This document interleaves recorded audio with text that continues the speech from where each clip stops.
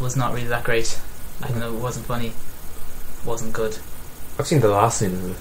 The last thing. It's like I've seen like half of the it's sort of like the camera's coming up out of a basketball court, an empty basketball room, and they're on the floor. I heard the song and the end credits was good. It's sort of a good 80s song. It was okay. Yeah. I've seen the end of Trainwreck now, so I don't have to watch the rest. You don't have to watch it. Don't have to watch the rest. I just didn't like it. It was about 2 hours long.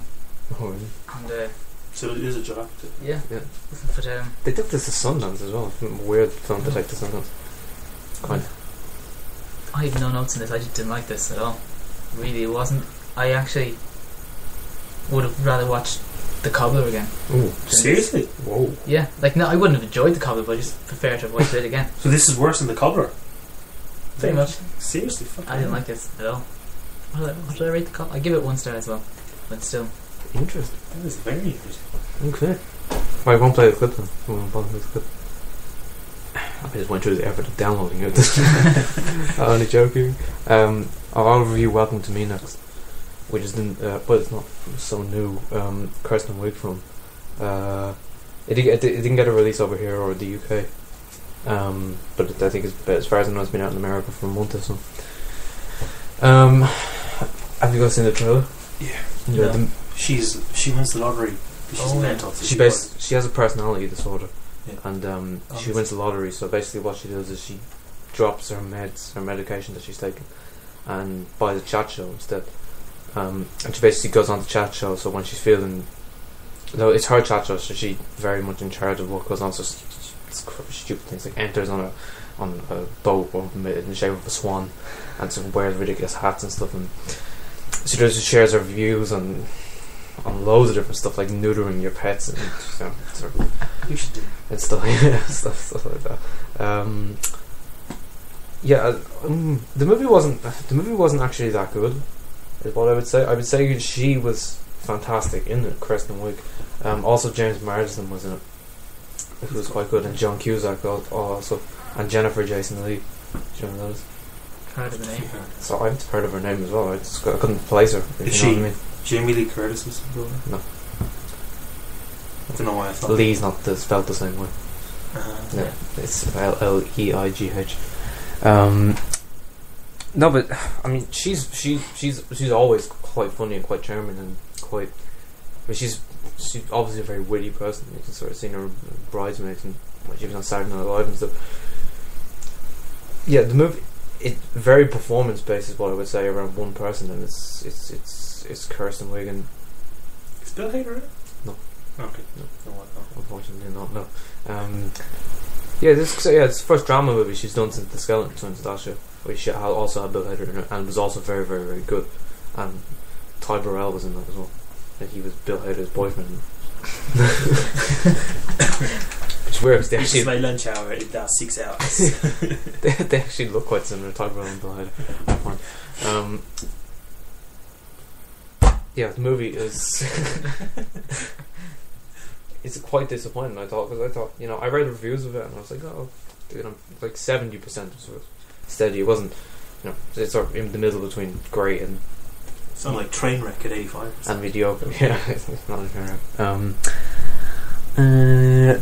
I'll give it 2 out of 5 because like I said, the performance was fantastic. A lot of sort of indie films are very performance based, so you get one famous person, and that's.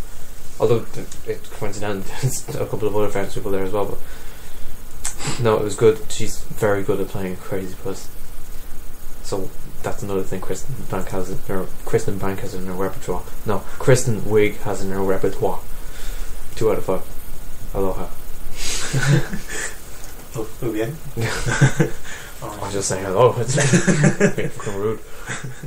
Alright, well, I have the task of watching Aloha, starring 4-time Oscar nominee Bradley Cooper, 1-time Oscar nominee Emma Stone, 1-time Oscar nominee Bill Murray, 5-time Academy Award viewer John Krasinski. Thanks for ruining my joke. I was going to say Andrew from The Office, but fuck it. So it's got Bradley Cooper, it's got Emma Stone, it's got Bill the Just Let Me Do Wes Anderson movies Murray. Who else? Rachel McAdams, John Krasinski, Alec.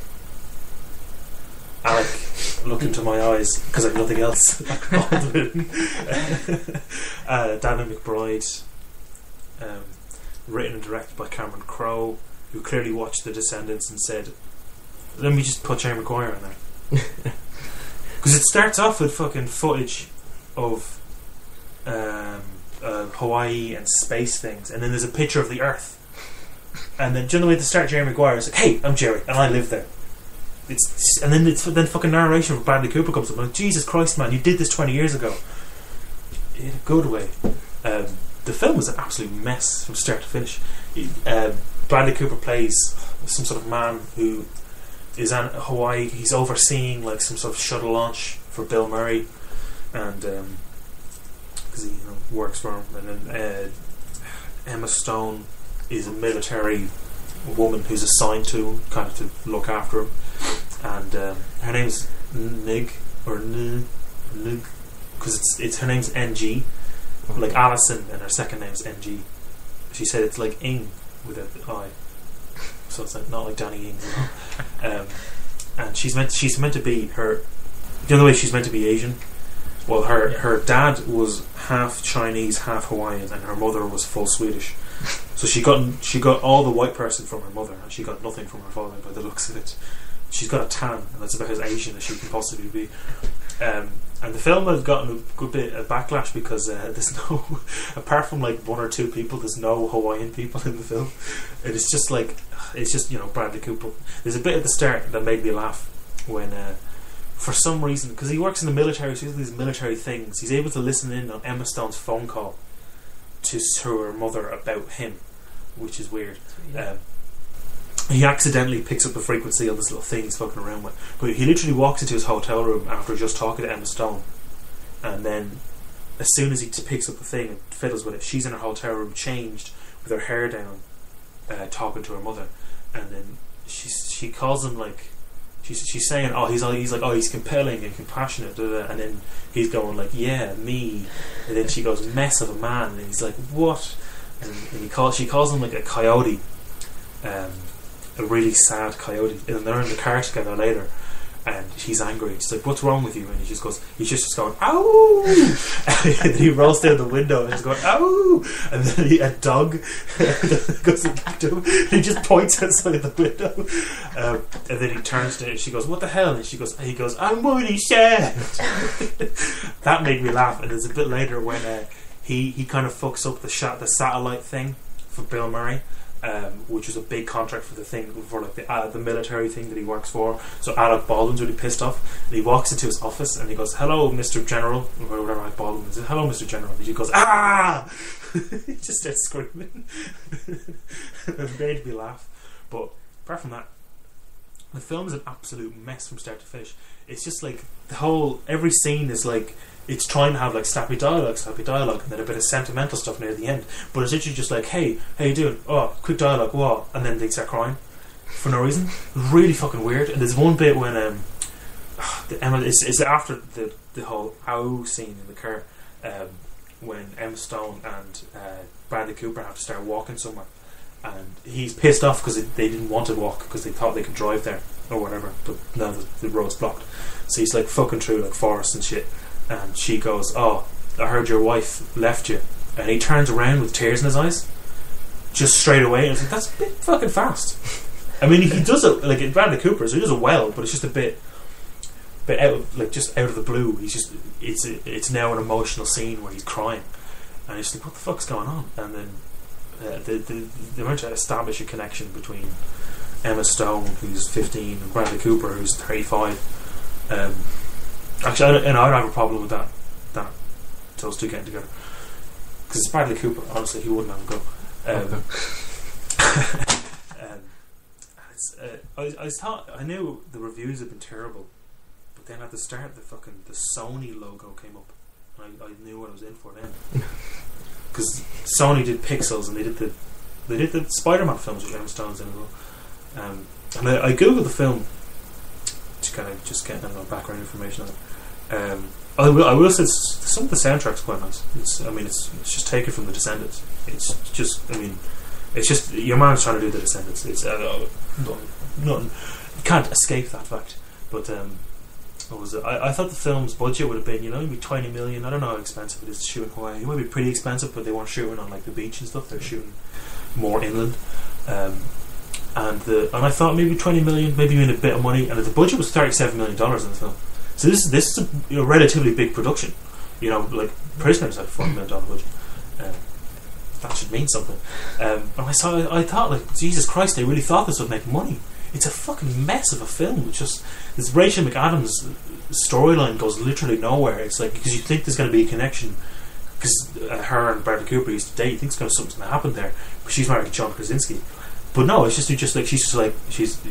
they have dinner, like all of them, like Emma Stone, Bradley Cooper, John Krasinski, and Rachel McAdams, and you think, oh, maybe there's going to be some like connection between Rachel McAdams and Bradley Cooper. No, nothing. It's just literally like she's in the film, she talks to Bradley Cooper, and then they're like, she's a bit sad, and then she doesn't like John Krasinski, but then she's a bit happy and she does like John Krasinski. That's the whole, her entire big, like, fucking adding to the film.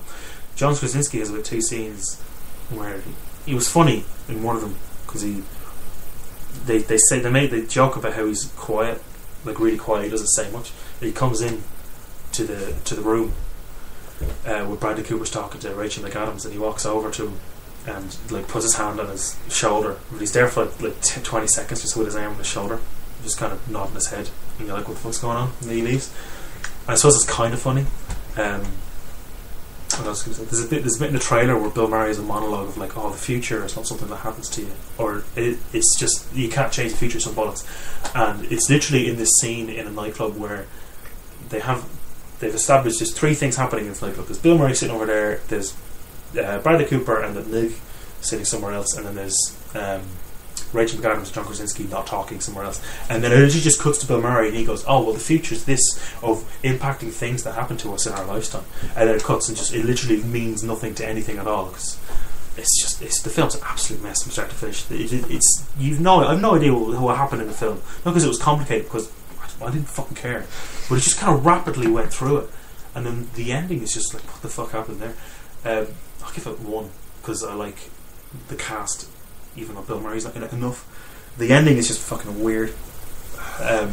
There's no real redeeming qualities apart from the fact that you managed to get all these famous people into a fucking piece of shit film. She's not great, Rachel McAdams, at the moment. No, she's going through a bit of bad stuff, and she just done True Detective as well, which was awful. Season 2 of True Detective. So yeah, it wasn't her fault. Oh no, it wasn't really. She seemed good in it though. No. I actually didn't mind. I thought Vince Vaughn was quite good in it. Yeah. I didn't like Colin Farrell. No, he's a real turn-off.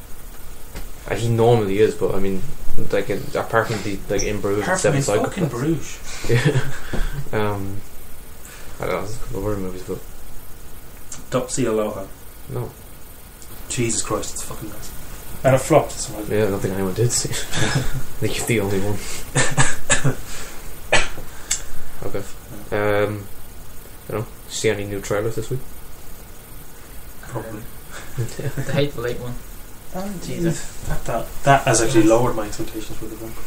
Yeah, I wasn't really looking forward to it before. I know, neither was I, but I've seen the trailer and I'm like, oh, because he hasn't brought anyone new to the cast. He's brought back everyone. Yeah, Channing Tatum's new, but he's not in it a lot though. He's only like a cameo or something. I heard it was like I heard an interview with Samuel L. Jackson. He said, "Oh, it's a great cast." And I looked at the cast. I said, "It's not really a great cast. It's like Michael Madsen is in it, and Tim Roth is in it. His stuff sort of comes and goes, but it's a great cast if you look at the previous Tarantino films they've done. If you look at the rest of their filmography, yeah, I suppose. Yeah. There's Tim Roth has one scene in the trailer where he's just like, he's really English or something. He's really English, and that's the only reason he's brought him back in, just so he can be super posh. Was it? It's going to get super cozy in the haberdashery. Yeah. Something ridiculous like that. Drinking tea. Yeah. At the same time as well. Yeah. Because the Ridiculous 6, Furious 7, The Hateful Eight, Fantastic Four, The Year for the Numbers, Pub at Rock Up 2. You have to ruin it, didn't you? Okay, should we end it there? Yeah, if I could. Okay, cut to black.